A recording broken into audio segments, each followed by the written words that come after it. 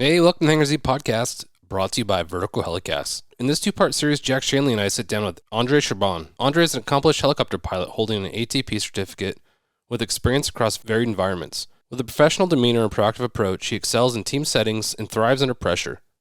His aviation experiences encompass flying in both controlled airspaces and remote regions, including the Arctic.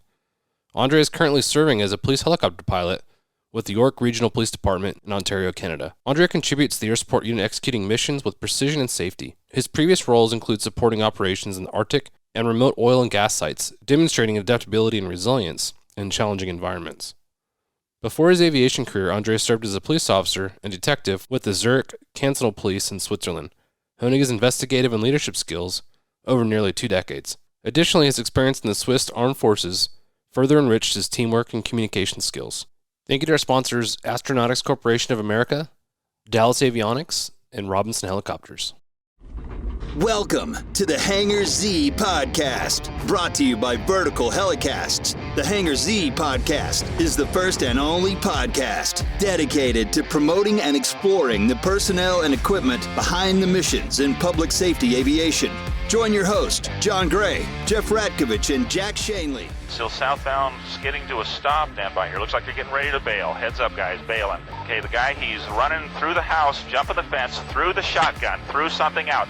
Grabbing the shotgun. Don't go over that fence. Don't go over that fence. Grab the shotgun again. He is armed. Stay there. Hold your position. 4 on the stop. You're in custody. Good advising code 4 on the stop.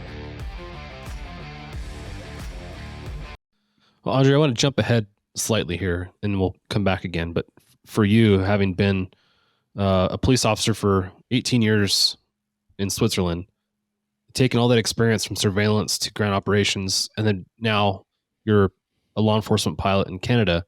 Did that experience as a police officer on the ground, has it benefited you as a pilot in law enforcement? Yes. So when I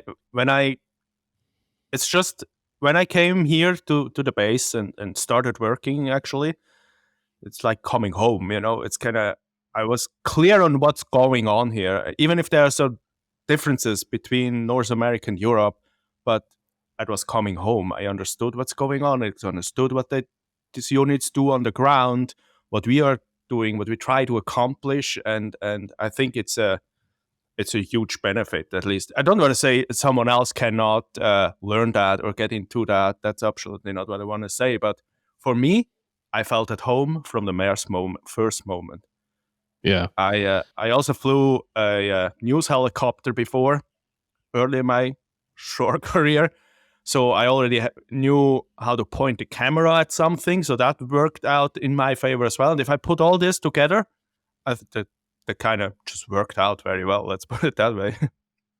It's funny, your past experiences, sometimes you don't know in the moment what you're building towards. And then all of a sudden you're like, wow, I've got law enforcement experience. I got camera experience. This is perfect. Yeah, I can actually put that together.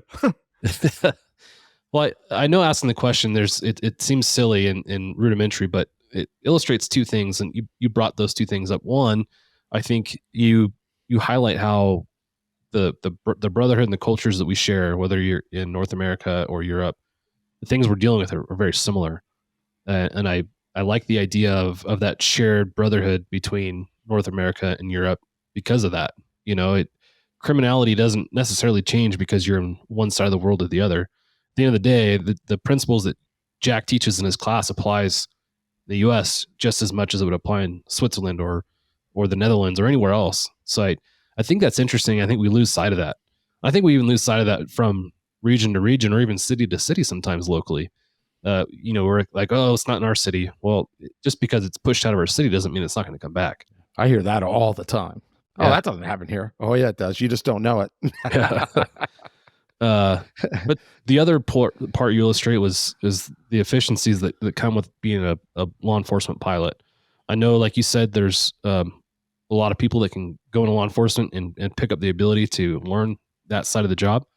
That's definitely possible, just not as efficient, and I think we're probably in a place and time where you're going to see more civilian pilots, and it'll be interesting to see how we can get those folks to speed a little faster. Because again, you had 18 years of law enforcement experience to bring with you to help lead you into what you're doing. Minus that, I feel like it's really challenging to ask a pilot as part of a 2-crewed law enforcement aviation air crew to go up and help the TFO and be a pilot and do all these things that we're asking folks to do, So that's kind of where I was walking through with that question. Any thoughts on that, Andre? Yeah, it's true. I thought so a lot. Also, I heard a lot of the law enforcement aviation side. Like it's in the US, and with the making or building up this pilots from within. And here in Canada, it's a little bit different. So there are not that many air support units. If you take ours away and Calgary and so then there's not much more going on. I think it's now, before I would have said, no, civilian pilot's best. It has experience, as a pilot and stuff. So now, after working here for a year, I see clear benefits of having it from within. It's almost easier to teach them the pilot side than the law enforcement side. Just because law enforcement side is so much based on experience, and you just don't gain this experience even if you want, and if you're super clever and learn very fast, it's just kind of, that doesn't go that fast. Yeah. So see, that's an extreme benefit of having that, just to understand the big picture a little bit better and where I'm filling in there in this big picture and where I'm doing my job. Yeah, I think from my perspective, that's the preferred method as well. Again, going back to where we are with recruitment and retention, I realize a lot of agencies are having to kind of sidestep that and bring in civilians. Yeah. And there's some agencies doing a really good job in pilots that we've talked that are doing fantastic jobs, not having had a law enforcement background, at least from the ground, But when it comes to efficiencies and getting there quickly, I think what you're describing is probably the best, having that law enforcement background and experience to lead you in there. Any thoughts, Jack, on that? Yeah, I agree with both of you that it's a huge benefit for the pilot to have that police background. But is it required? No. But with that said, that if you do bring in a civilian pilot, I think the units that do it, and some have great success with it. We both know, we all know that. We have great success with it. But you better have a personality that right from the start that says that you bring in and say, listen, we brought you in as a pilot, but you need to understand and learn a lot, and we're going to give it to you. And we're going to train you, and your TFO is going to train you on the police side of things. And you need to be open-minded to it, because if you say, I don't need to hear that crap, then you don't need to work here. That's how it should be, because it's almost required. It really, you said the word efficient, John. It's an important word, it really is. And it makes it safer, and the crew coordination is better if you both know each other's positions. And so, you both touched on it very nicely. I loved, Andre, you said, the part of the big picture. That's a good way to explain it. If you don't understand the law enforcement side of it, and you're just piloting that aircraft, you're not part of that big picture now. You're just piloting. It's like being a step behind the aircraft. It's being a step behind the mission, or kind of you really try, but might not work out as well as it should. Yeah. And there's people that do it. I mean, we know them, some of them personally, and they're great pilots, and they've adjusted to the law enforcement world superbly. And some of them you would never know. You talk to them and you go, oh, this guy was a cop. No, he wasn't. He's a civilian pilot. And you would not know it. I can think of about a half dozen off the top of my head where that was the case. And those guys fit in really good with their jobs, because they dedicated themselves to learning the law enforcement side. Because they want to do it. Yes. Yeah. Yes. They were eager to learn it, excited to learn it. And they ended up being top-notch pilots that I would fly with anytime. But then there's others that are closed-minded to it. They're just pilots. Yeah. They're just pilots. They're not contributing in the same way. That they may operate that aircraft very safely and handle emergencies great, but if they're not willing to learn more about what they're supporting, they're just pilots, and they're not giving as much as someone like Andre is that has police background and understands it and is and cares about it. There's that too. You have that dedication to those people because you were one of them. Mhm. Maybe not in that department, Yeah. but you were one of them. You were one of the law enforcement officers on the ground. So you understand them, and that helps. Yeah, absolutely. For sure. Yeah. Well, I'd like to go back to close out your career with Switzerland. You talked about all the investigations you were a part of. I know there's funny things and there's impactful things. Can you give us an example of one of the investigations you were part of that was really interesting for whatever the reason is? So I'm not thinking about a particular what I take from that is the most eye-opening thing is for me through all this investigation, through all these years, how much is happening in front of our eyes. No clue. I mean, we see it with a different eye, what's happening out there. When I just was talking to my brothers or to my parents, it's like, yeah, that's not happening, especially not in Switzerland. What's happening just every day, and here now I see that too, what's happening every day in front of your eyes, you just blind to it, or you just don't know it. Yeah. That eye-opening thing, that was something I took with me from that for my life. And then other stuff is just how funny it sometimes is, even if it's kind of tragic or whatever. It's still kind of, I remember always one case where we were called in an evening shift, my partner and I, to an apartment. Older lady, she has a son who has suicidal tendency and struggling a lot in the last years and so. And we listened to all that. He was not at home. She was very concerned that he would gonna do something he shouldn't do. That's why he left 2 hours before we arrived, or she called the police. So we leave her alone and think, so what should we do now with that? So he obviously needs kind of help, but he's not here. She expects us to find him. And so we're standing outside this apartment building. Someone comes walking on the sidewalk, looks like beaten to death almost. It really, after a bar fight or anything, we just look at him and said, what the hell happened to this guy? And then he kind of looked at us and came to us and said, okay, interesting. And he said, oh, did my mom call?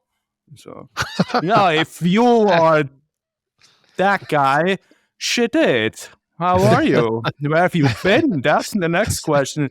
He said, yeah, I was lying on the train tracks up there. I want to end everything, but there's no train coming. Man. That's really comical, and you kind of had to keep it together. So yeah, and then he fell down this steep incline to this, over all these rocks and stuff and these bushes with all the thorns. So Poor guy. Story. That was really funny. It was tragic for him, but that is something I always keep in mind. If someone says, is it sometimes funny? Yes, it is. Yeah. Not for everybody, but it is. And what you said before that, Andre, about people not being aware, that's international. I mean, it's probably worse in the United States. I mean, I know so many people that just go, oh, that doesn't happen that often. The news glorifies that. I go, no, that actually happens thousands of times a day. And they're like, they don't believe you. They don't believe you. They think you're crazy. They think, no, that doesn't happen.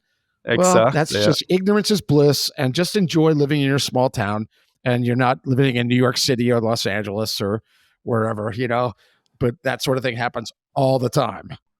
Yeah. If I talk here about car checking, seems to be a sport here. Yes. And if you tell that someone, a civilian, I say, what are you talking about? I saying, that happens every day, Yeah, from a little multiple bit more, times a day. Yeah, from not too violent, just I punch you from a gunpoint every day, every week, how did you not get this? That's interesting. Yeah, that saying ignorance is bliss is 100% true. When it comes to the folks that are, making these law enforcement or criminal justice reform type policies that are writing those are the folks who need to come out and spend a couple weeks on some ride-alongs in law enforcement and see Yeah. the volume of which these things are happening, like you're describing. Because I think it'll change your mind. When you actually see how Would be an frequent eye this stuff. opener for everybody. Yeah. So, Yeah. oops. Well, really cool to hear about your background back there and how that led into your role now and your soon-to-be role in the U.S. When the next chapter is written, it'll be interesting to hear about that. But can you talk about your decision to close that chapter in Switzerland as a police officer and pursue a career in aviation? What'd that look like? You protect and defend. So do we. Astronautics' proven cybersecurity, connectivity, and upgrade solutions support helicopter OEMs and operators worldwide. When the mission matters, you need to trust that your avionics systems are secure, connected, and reliable because lives depend on it. Continue to protect and defend. So will we. Contact Astronautics at www.astronautics.com. So this actually, I was super fascinated by helicopters since I was a kid, and I want to become a helicopter pilot from little Andre. And I mean, my parents said, nuts, choose a real profession, and that's too expensive. So, okay, roger that. So that was off the table. Later on, I thought, now I'm grown up, now I can do that. I kind of actually started flight school in Switzerland. Not exactly seeing the big picture or the full picture of how expensive that's going to be. So that went not that well. After about 10, 15 hours, and really the money bled out like crazy, I had to admit, okay, that's not going to work. It's also a very small industry in Switzerland. But you can make it, but yeah. And I started now making it, or want to be serious about it, at almost 40. So, okay. Fair enough. I stayed with the police. Said, I get back into this cockpit. At one point, I don't know how, I don't know when, whatever. So I went along somewhere. Along the journey, I met my wife as a cop in Switzerland. We were together on a case. That would actually be the best case I had ever worked on in my career, I have to say. She thought, what an asshole, but it worked out at the end. And she actually told me that years into our relationship, is that at the first case together, I thought you were an asshole. I said, what? That's great.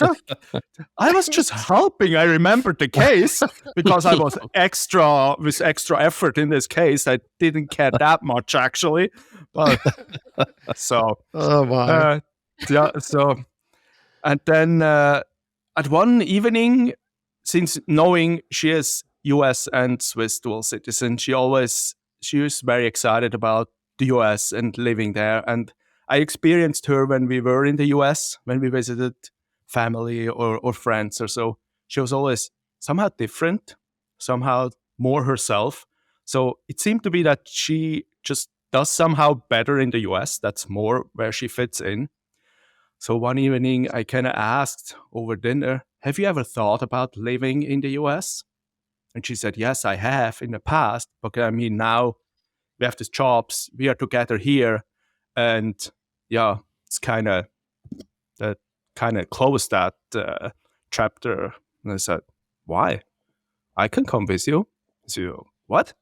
So yeah, I would, I'm all about adventure and stuff. And so, let's pack stuff together and move there. Oh, I could become a helicopter pilot. So yeah. So that was that one dinner conversation, and we could just spun that wheel more and more, and become more serious. And I started looking into where can I get my pilot license? How did that work? Yeah. Now I'm here. So that's how that came. And it was the time after 19 years in the policing. I said, no, I can use a change. It's fine. So actually, let's do it. So where did you do that? Where did the helicopter training kick into full gear? That was actually, so I then researched US. How much does it cost? How long does it take? My wife also studied 5 years in Toronto, right before she joined our police. So she said, have you ever thought about Canada? I said, no, I haven't. So let's check that out. Turns out it was quite a bit cheaper. And so I found a flight school that had a graduate program that also offered the Versi graduate students a job right away off flight school. I said, okay, let's do that. That seems to be a good chance. And because I know it's hard to get the first job with zero experience and all this stuff you have to go through as a pilot. So that's why it was then Canada, not the US. So, okay, off to Canada we went. With I could have a visa for that to do this this second grade study, whatever it's called. So I got the job afterwards, straight out of flight school here in Toronto, to fly this news helicopter. There was an R-44 with a camera for global news. Did that, and the idea was then, okay, as soon as I have enough hours to kind of get a job, maybe in the US, we're going to apply for the green card because we are married. In the meantime, we were married. And then we're going to move to the US as the final destination, as the final goal. So that's how that actually came. It's now a little bit longer in Canada than we thought it would be, but it's great. I have more experience, beyond this 1,000-hour mark, and a CV that looks a little bit more interesting than it did 2 years ago. And so, yeah, that's how that came all together. You are an adventurer. Jeez, you're taking big leaps. Yeah, sometimes you just have to do it. That's right. You have to figure out what's right for you, and if it means moving to another country, wow, that's a big leap. And you're doing it multiple times in your life. Very cool. I admire you, Andre. Yeah, I just have a lot of respect for people that dream of something and then put a plan together to make their dream come true and actually execute it. Because it's really easy to talk about, this is my dream. I'd always like to do this, but it's just a dream. And then that's easy, but the hard work is doing what you did, coming up with a plan and executing. Yeah. Well done there. That is really cool. Great story. Something I'm curious about is the differences in flight school between Sweden and then what you experienced in Canada. Was there regulatory differences that were major, or was it just a cost difference because of the aircraft that you were flying, or what was different about those programs? I think it's mostly the cost. So it would work out in Switzerland well. I mean, everything educational, training-wise in Switzerland, I'm pretty sure is very good and has a very high standard and level. And it was just the cost. It was extremely expensive, paying, if I do the conversion, probably about $1,100-$1,200 per flight hour on an R-44. It's gonna hurt a lot until you have a commercial pilot license with zero experience, and everybody says, "What? Do you want to have a job?" I don't think so. Yeah. So absolutely. that was the main part. I said, "Oh, okay, that's kind of not gonna work." And then Canada was just way easier to handle financially. I got some pension money out of my 20 years of policing that I burned through.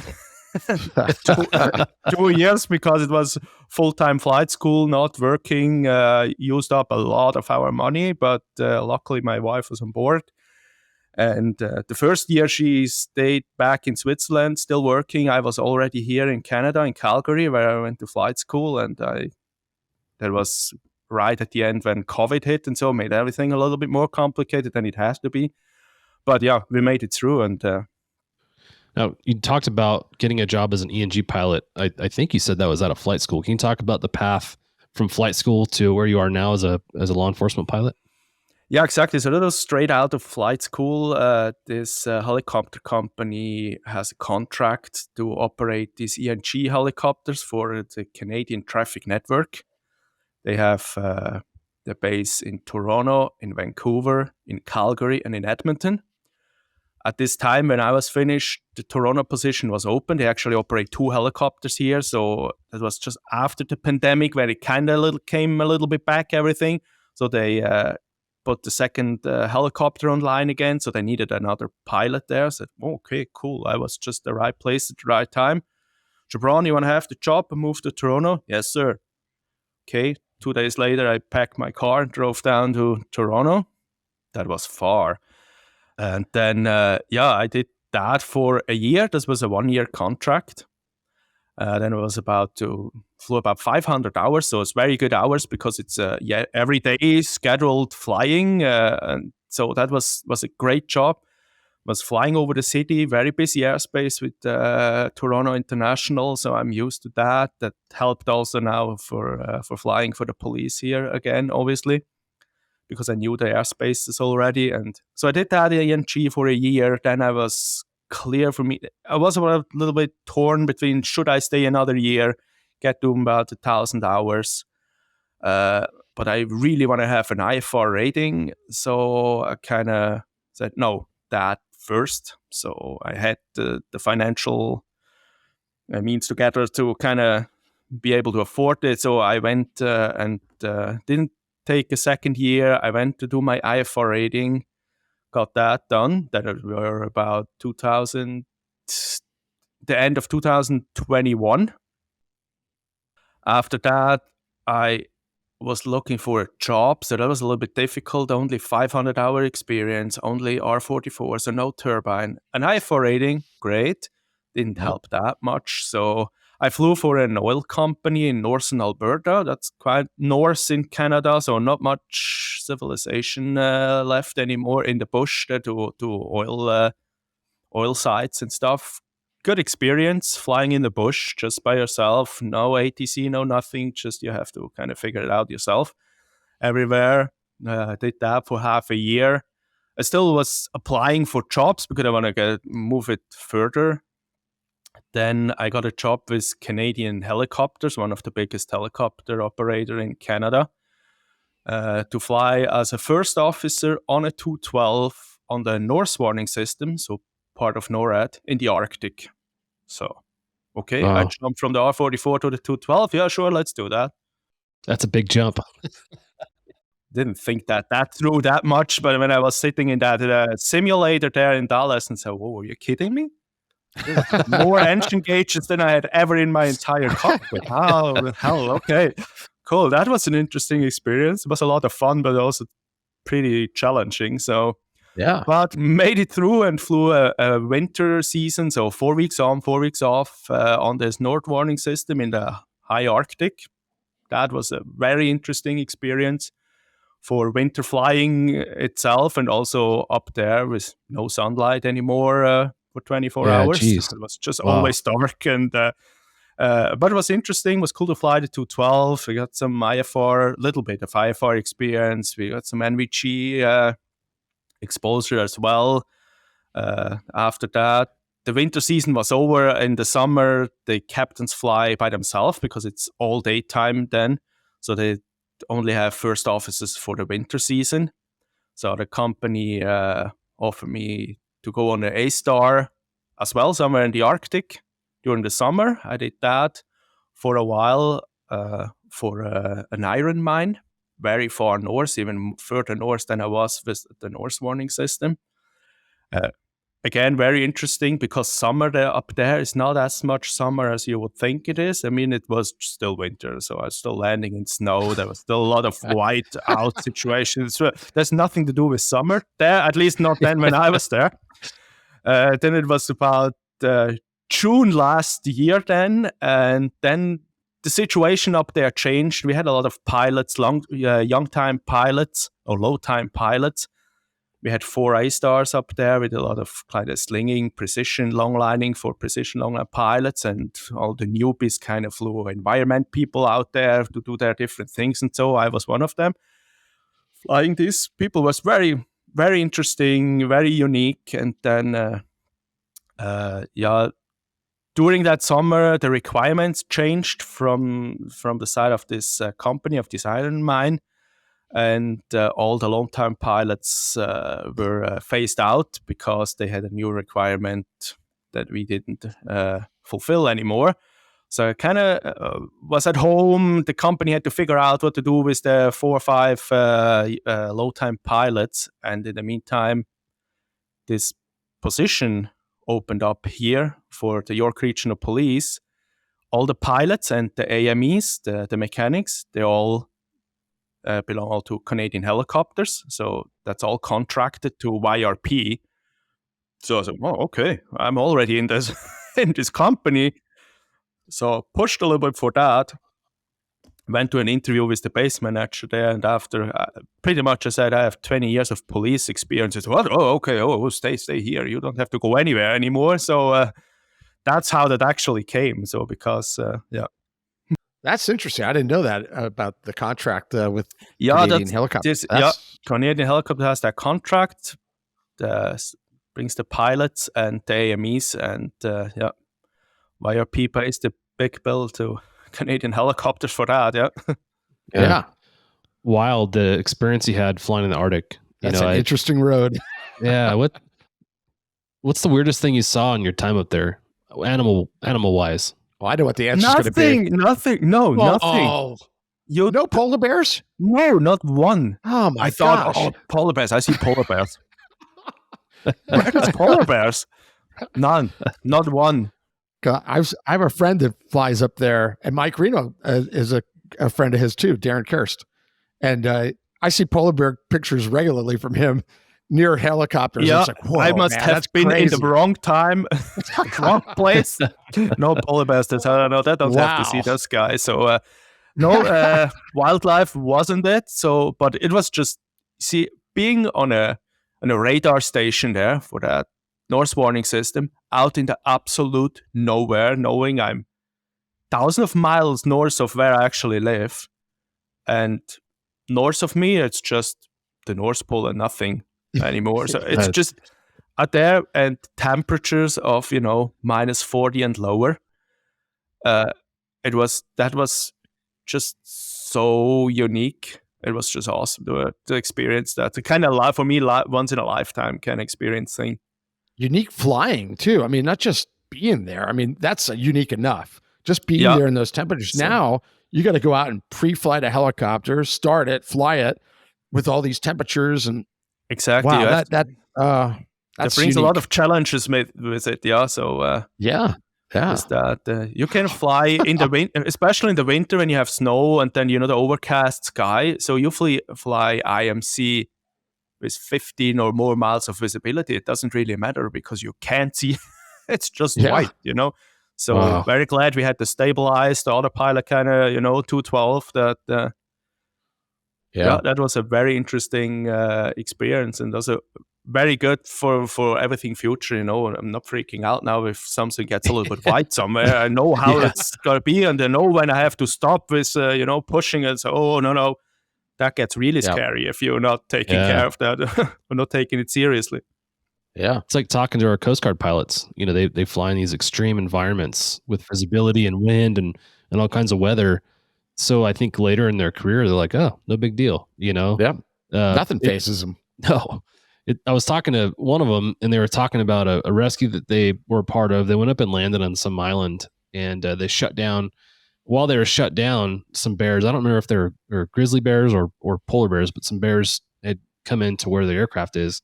And, what do you do? So they climb up on top of the head of the helicopter and just wait for them to get disinterested and leave. But man, that's a wild situation to be in. So really cool. You got to experience that and kind of get the experience that you got in that unique setting. That is really cool. So now you're with the York Regional Police Aviation Unit. Can you talk about that police department as a whole and kind of give us an idea of what their operation looks like from a ground perspective, and then we'll get into the aviation unit?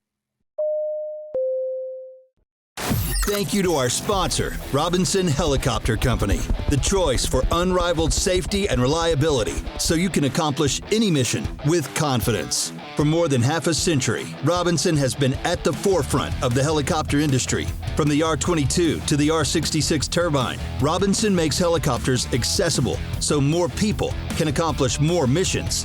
Climb higher. For additional information, visit www.robinsonheli.com. I figured when I was researching some numbers, the police, the York Regional Police, actually pretty much the same size like my police at home. So they have about 1,600 sworn-in officers, and the area we work on is about 680 square miles. So that's the same I was used to at home. It was almost the same numbers. And it's pretty the same organization like I was used at home, other than we don't have that little air support unit. So here they operate one helicopter, this brand new 125. So they just got it 3 months before I started. They got rid of their 20-year-old 120 and upgraded to that beautiful new aircraft. So I was very excited about that. Yeah, just a small difference in performance and everything else. Yeah, exactly. And now I sit there with my glass cockpit and the autopilot and all this kind of stuff. So it's very exciting aircraft to fly. Yeah. And so they have it's just that one helicopter we operate, and there's a lot of drones they are using through the entire agency. Can't give you too much information on that because we are not the same location. So the TFOs alternate between TFOs for the helicopter and being on the drone operator and with the drone truck and just going out. That's interesting. On that, yeah. We were actually discussing that not long ago. And how do you take someone that has the experience of a TFO and impart that experience on somebody operating a drone? And that's actually a good idea. Potentially is where you're switching your time between drone operations and the TFO duties. That's perfect. Interesting idea. Especially when you can use the drone when maybe the helicopter can't fly anymore or so. You can still do something with the drone, and you still with the camera work and all that stuff. The TFO has that all, so it's just flying the drone. That's the difference. But I mean, I think it's pretty perfect. So to use them for that as well. Yeah. Yeah, with the drones, I mean, to be honest, they're not difficult to fly. A lot of them hands off. Once you get it in on station where you want it, you take your hands off, and now you're just operating the camera like you would if you're TFO on a ship, right? So, that's really interesting. Do you guys do you have warning if you're going into an incident where drones are deployed already? How do you guys mitigate some of those risks? Yes, so that would be on the TFO side. They already know. They would already get the information if one. They also have patrol officers who are trained on drones, and they can pick up the drones and go if they think, today we need that for this, and we do a warrant or whatever they're planning on. And on the TFO side, they would know that already. So hey, if we go there, we are already using a drone. So, but since we are always operating at about 1,000 feet, ideally, if we can, and the drone, I think there's about 400 maximum or so. So, what kind of mission equipment are you guys utilizing for cameras and downlink and whatnot?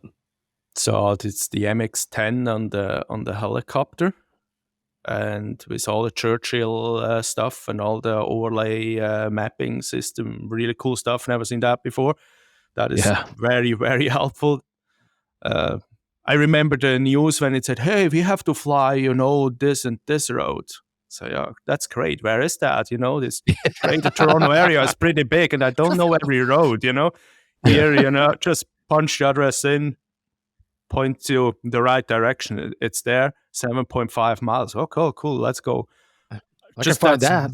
That's really, I love this stuff. It's really great. It works very well. And then we have a microwave antenna for the downlink to headquarters that works. And we have a night sun or a tracker light in the back, just under the tail. So you can slave to the camera, and pretty cool stuff. Yeah, with the IR capable lighting. So if you work with SWAT together and they're using their night vision NVG, so we have some IR capable illumination. So it's really cool.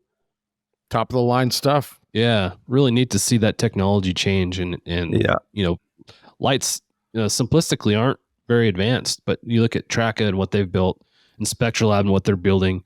Like, man, they've really found a way to push the envelope when it comes to technology and make these. Absolutely, So it's also a little bit out of the box. So it's going, oh, that's possible. That's very cool. I've never thought about that. With IR. And then you see it with the NVG in the ground. I said, oh, I've never thought about that. That's actually it's actually pretty genius. It's really good. It works great. Yeah, it does. So, and YRP did a great job with when they bought this helicopter, not to save every nickel there and say, okay, no, we buy a new one, we do it right. So That's invest great. quite some money with that ship, but it is really nice, and this really comes in really handy, everything that they put in there. Now, is the helicopter owned by the police department, or is that owned by the company? It's owned by the police department. Okay. So do you know, are they on a 20-year replacement cycle, or what's their frequency for replacement on those aircraft? I think it's about 20 years. Yeah. So when I heard from the other one and this one as well, yeah. So they kind of plan to keep that for the long term. Yeah. So Jack, at LAPD, were you guys on a replacement cycle for years, or what was your cycle? Allegedly, there was a replacement program. There was a replacement program. I don't remember what it was, but it was second to budget. Okay. Always. I mean, so you could say, hey, we're due. These 3 ships are due to get replaced. Well, not this year. No, but we have this replacement program. Not this year. I mean, it would get pushed off. So, but there was a program, and they tried to keep with it best they could. And the bottom line is that a lot of times it was actually cheaper if you did follow that program. Mm-hmm. Even though you said, oh yeah, we really don't have the money. Well, it's just going to cost you more if you don't follow the program. And right. that was a George thing. George Gonzalez fought that all the time. That was a constant battle doing that. You guys had a much bigger fleet than we did, obviously. But we had a 10-year replacement cycle. And for the reason you just said, we found that if you go to sell your ship at 10 years, that's about where you start losing a dramatic amount of value in your aircraft. Yeah. So if we sold it at 10 years, we could roll that money into the purchase of a new aircraft. And on top of the resale value, which is certainly a factor, it gets, the longer you have it, the more expensive it is to operate. I mean, even an aircraft, when we were looking up the information for the audit episodes, I saw some numbers. Even a ship that's 3 or 4 years old is much more expensive than a ship that's 1 or 2 years old in an annual cost. Mm-hmm. It just is. Yeah. Because of inspections and because of replacement parts, and it just ends up costing more. Even though I understand, that big ticket amount that they're looking at, going, oh my gosh, that's how much a helicopter costs. Yeah, but if you wait too long, you're actually losing money. Right. It's better to replace it sooner than later. Yeah, it's not always just in aviation in general. It's not always the big number that just hits your face there in the moment. So, okay, but what does that mean? Especially when you need more and more maintenance and more things have to be replaced, and the stuff is expensive. Yeah, no doubt. Well, utilizing the equipment you guys have, I'm assuming patrol is the backbone of your operations. Are there any other missions that you support as part of that? It's just patrols, and we are talking about now to do some transport of ERU or SWAT teams, not with repelling or anything, just or some K9 in case there are long distances and it gets a little bit more rural in the north of the region. There is a lake, and it's total city on the south because it borders on this Toronto city limit, and that's just one big blob of city.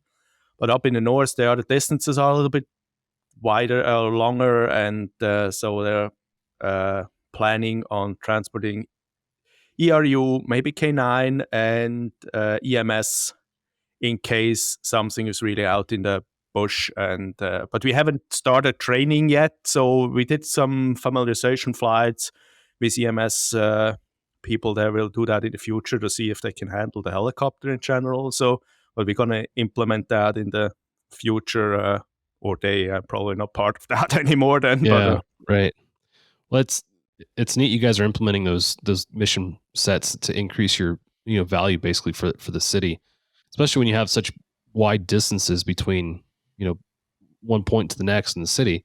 If you have a critical incident, you want to be able to get your SWAT folks there as quickly as possible, and what better way than by helicopter? We train fairly frequently with our SWAT folks, and we actually didn't train a whole other K9, and that's actually something that we're going to talk about coming up, is some of the considerations that need to be taken into account when you're considering transporting K9, because it's not as... That's a big one. Yeah. Not as easy as it sounds, right?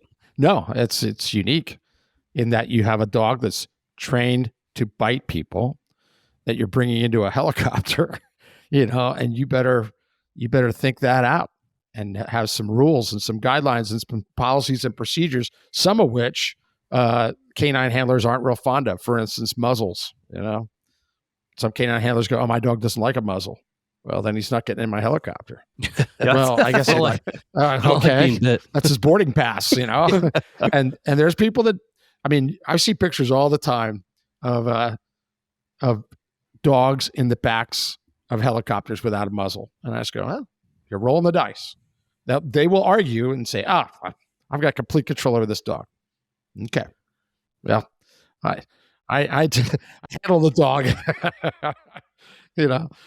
The first time I heard about it, I said, "Okay, we might enjoy the nice seats in the back as long as we have them, because it's probably going to look pretty different then." Yeah. Exactly. There's some uniqueness to it, and but a lot of units get called up to do that mission, and it's a valuable mission, no doubt about it. But you have to think it out and think about what safety-wise, what could happen. Imagine as a pilot, Andre, you're flying that H-125 along, and there's a canine in the back, and they're not muzzled, and all of a sudden you hit some turbulence or whatever, and the dog doesn't like it for whatever reason and latches onto you. Yeah, that's gonna be a problem. You're that's a problem, and it could happen. It might not happen, and maybe you could say, well, so what do you do? Well, you restrict the amount of area that the dog could move. So a short leash attached to a seatbelt, maybe, that he can't get to you. A muzzle, handler control, all this stuff. But it's an important topic, and there's agencies that just jump right in and they don't think about it. And by the way, there are incidents in the United States of dogs being transported in helicopters where they did latch on to the pilot. And they were very fortunate. Some of them don't want to talk about it. They won't talk about it publicly, but they've told me about it. And I said, "Wow, you are really lucky." Yeah, we are. Yeah, that makes for an interesting day for sure. It does. The potential is there. And that's all you're doing. You're just mitigating the risk. It's just like anything else. But upcoming episode, we're going to dive into some canine stuff, and that'll be one of the topics that we'll take a deep dive on because it's important. Yeah, for your agency or for anybody who's listening that is considering broadening their mission scope and adding some of these things, if you have questions about how to do this, from the folks that are doing it, we'd love to be the point of contact for you and get you in contact with people that are doing it currently, so you don't have to reinvent the wheel. With all this experience and time that everyone has in doing these things, we shouldn't have to try and figure this out either by accident or through the amount of time it takes. Reach out to us and we'll help in any way we possibly can. So, we know a lot of people. If we haven't done it ourselves, we know people that have done it. Yeah, for sure. That sounds good. Yeah. For you guys, we talked about the mission equipment and what you guys are doing with your equipment. As far as your crew makeup, do you guys use the pilot and TFO, or do you guys have a different makeup, like you see in Europe sometimes with the two TFOs?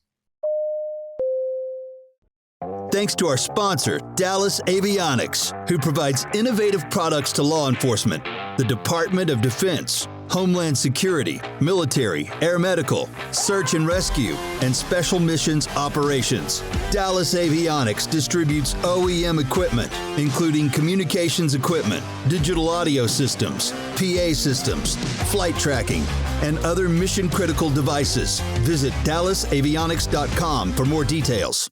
Yeah, no, it's it's a pilot and a TFO, and whenever some training comes up, then maybe a second TFO in the back, but that's really just for training purposes. Normally, pilot and TFO, and off we go. That's cool. Yep. And then your typical day, do you guys have a kind of a budgeted amount of flight time you're trying to adhere to, or is your schedule changed? Yes, there is, because of this contract with Canadian Helicopters. Not completely understanding it, but it is. but they just pumped it up to 1,200 hours a year. So that gives us 100 hours a month. That's quite a bit. So we try to be in the air during the day shift about 3 hours and the night shift 4 or 5 if nothing happens. Obviously, if it's just being up and ready, and otherwise just whatever obviously comes in and let's go. It can be much more or less, obviously. So we really try to keep it in the air as much as we can, so to be ready and there when it happens, and not just Good. Yeah, That's the way to do it. Right. You talk about efficiency and apprehension rates going up. When you're flying proactively, that's where you're seeing, some really unique stuff. Now, on that, in your time in the aviation program, what's been the kind of the neatest incident you've been a part of as a pilot and air crew that you're like, wow, this is something that if I had responded to on the ground wouldn't have been successful? I think it's every time we're looking for some. We had some very good home invasion stuff where no chance we would have caught these 4 guys with just the ground crew, because it's night and they were hiding already, and then they just kind of start sneaking out and then climbing fences in the backyards and stuff, where we really could pick it up from the air and also follow. So there's a lot of this with break and entry and home invasions.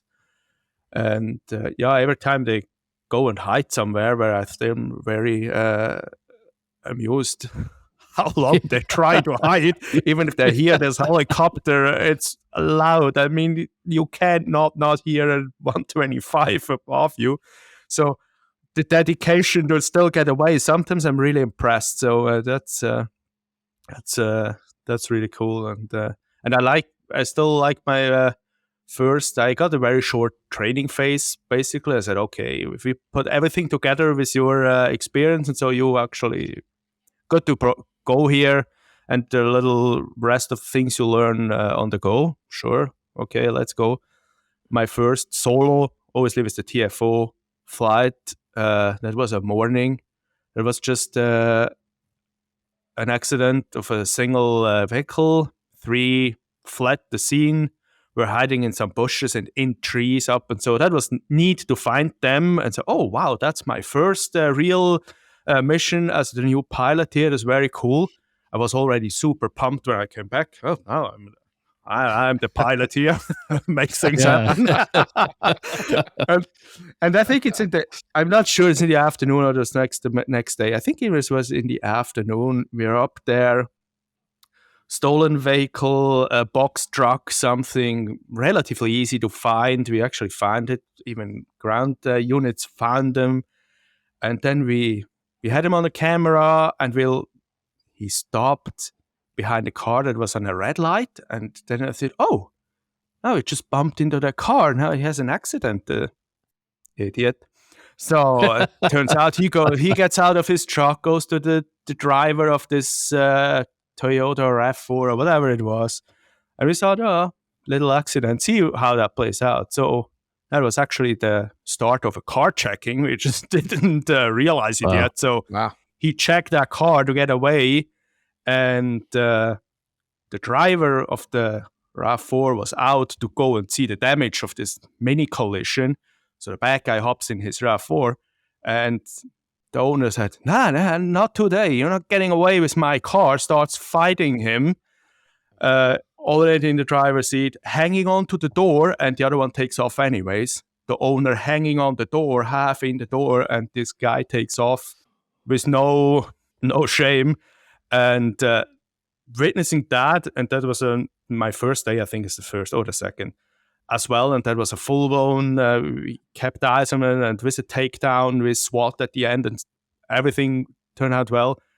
I was, okay, that's really a little bit different here than I'm used from at home. The second shift, I was like, okay, that's how it goes down here every day. So, okay, that's going to be an interesting time. Yeah.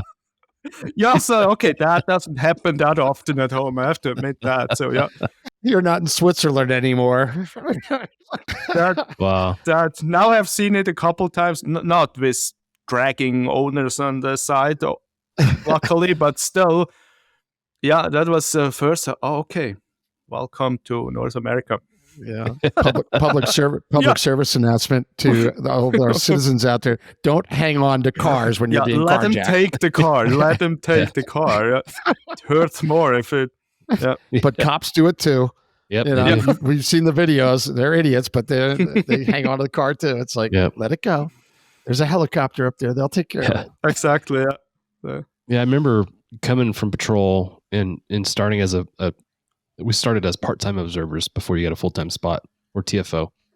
And I remember work patrol, you go to domestic violence call, for example, and almost 9 times out of 10 or almost 10 times out of 10, you get the domestic violence call, you show up and the suspect's gone. Victims maybe even gone. And I go to aviation and 9 times out of 10 now you get the call and you're seeing the suspect walking out of the house or he's on the premises still. So I was like, I remember that was like, holy cow, there's such a difference in how this tool is applicable and for sure, how efficient this tool is. Jack, for you, what was your experience? When was like the kind of the aha moment of how efficient this was as a crime fighting tool? Oh, it was immediate, just like you just described. It was immediate because of exactly what you just said, John. Same experience where you're getting there and you're used to getting there and nothing being there. You're just used to it. And now you're in a helicopter and you're going, oh my gosh, they're here all the time. I mean, it's most of the time. I agree. That is exactly the same. And it was shocking at first, but then you realize, well, that's how it is. Boy, this is fun. Yeah. This is cool, man. Yeah. If we get there quickly and we see the guy, he's in custody at some point. Right. Whether it's 2 minutes from now or 20 minutes from now or 6 hours later, because of a perimeter, a foot chase, a shooting, whatever happens, but the chance of them getting in custody just went dramatically up. Yep. Just because we were there first. Right. And we were there first. 40 to 50% of the calls that we went to from radio calls, we were there first. And, so I agree 100%, John, exact same feeling where you're going, this is amazing. That they're still here. It's because we got there in 60 seconds. Yeah. Instead of 10 minutes, 15 minutes, Yeah. You almost expect now to catch the suspect either on scene or somewhere close by. Yeah. You were almost stunned when they weren't there. And you couldn't find them. You're going, man, I'm really frustrated. And they're like, well, some of them, are pretty smart and some of them, know what to do. But yeah, that was a big jolt to the system seeing that. Yeah. Good call, John. That's exactly it. Well, as we kind of close up, you've had a lot of experience flying in a bunch of different capacities, whether it's, the oil fields, flying in the Arctic, even flying at home when you're a student there. For someone who's aspiring to be a pilot, it's young Andre who's like, I want to do this, but how do I make it, become a reality versus a dream? What advice do you have for someone who's kind of pondering that and kind of trying to figure out how to make it happen? Obviously, the big thing is going to be finances. Can you handle it? Can you pay? That's pretty straightforward. Do you have this possibility? And if yes, then you just have to do it. I think there's not the right moment. There's not the right path or the only path. There's not. You have to do it. I just learned that with that whole leaving home, coming over here, getting used to a new country. You just have to do it. It never seems exactly the right moment or whatever, but just go for it and don't stop. Just, if you don't I was frustrated sometimes. I said, no, that's not what I wanted. I don't want to go and fly in the oil fields in northern Canada. That's not what I actually want, but that doesn't really matter. That's what I get now. It's going to bring me towards my goal or my dream. So I go because it's the next step and just keep going. Perseverance is a big thing in this. Just stop dreaming and you're going to get there. Yeah. Man, I love that. Making it happen. Stop talking about it and just do something. Yeah, exactly. Sometimes we overanalyze everything. And like you said, there's never a perfect moment for anything. No, absolutely not.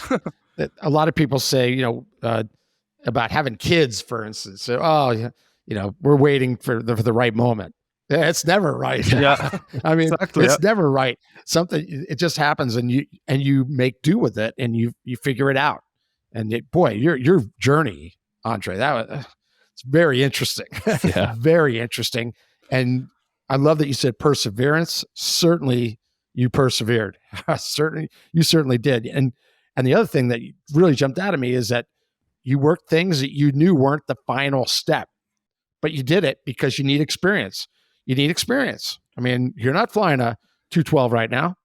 You may never fly a 212 again, but you did it and it benefited you, and you learned things that you can take with you to the next job in a different airframe. You know, Exactly, you learn things about risk management flying that 212 that will be with you forever as a pilot, right? Yeah, and sometimes it doesn't look like that in the moment. You're just kind of, what the hell? But yeah, and then you look back and say, that was all useful, all of it. Even the dumbest moments were actually very good to experience, you know? So sometimes the dumbest moments are the best experiences. Yeah, that's true. Yeah, that's true. That's very true. Yeah. Not that John and I have ever had dumb moments in a helicopter. We never had, but we've heard of friends that have. Yeah. Hypothetically. No, we've had dumb moments.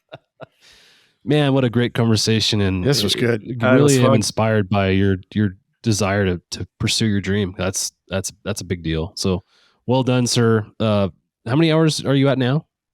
Oh, 1,300, 1,300. Oh, PIC, it's 1,100. So, all right. Good. Yeah. Very cool. Outstanding. Well, for folks that inquire as to your employment status, we'll forward you their information. And I'm here. This is an excellent interview. I mean, you did very well in your interview, Andre. You're gonna go big. You're gonna go places. Sounds good. Honestly, like I said, I'm impressed and really just the fact that you pursue this stuff with such passion is really invigorating. So well done. And again, thank you for joining the podcast. And until next time, we'll catch you later. Thanks for having me. Was Absolutely. a lot of fun. Thank you very much. Heck yeah. All right. See you guys. Cheers. See you soon. Thanks. Bye. Thanks for joining us for this episode of the Hangar Z podcast. Don't forget to like and subscribe to hear more stories that promote the personnel and equipment behind the missions in public safety aviation. Lastly, stand by for a message after a word from our sponsors. Cheers. Thanks to our sponsor, Dallas Avionics, who provides innovative products to law enforcement, the Department of Defense, Homeland Security, military, air medical, search and rescue, and special missions operations. Dallas Avionics distributes OEM equipment, including communications equipment, digital audio systems, PA systems, flight tracking, and other mission-critical devices. Visit DallasAvionics.com for more details. Thank you to our sponsor, Robinson Helicopter Company, the choice for unrivaled safety and reliability, so you can accomplish any mission with confidence. For more than half a century, Robinson has been at the forefront of the helicopter industry. From the R-22 to the R-66 turbine, Robinson makes helicopters accessible so more people can accomplish more missions. Climb higher. For additional information, visit www.robinsonheli.com.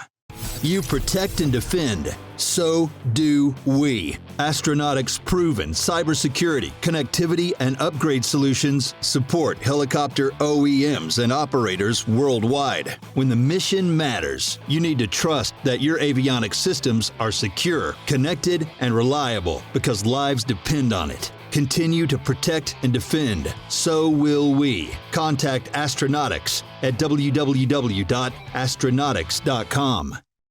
Thank you to our sponsors for supporting the Hangar Z podcast, as well as the Vertical HeliCAST platform.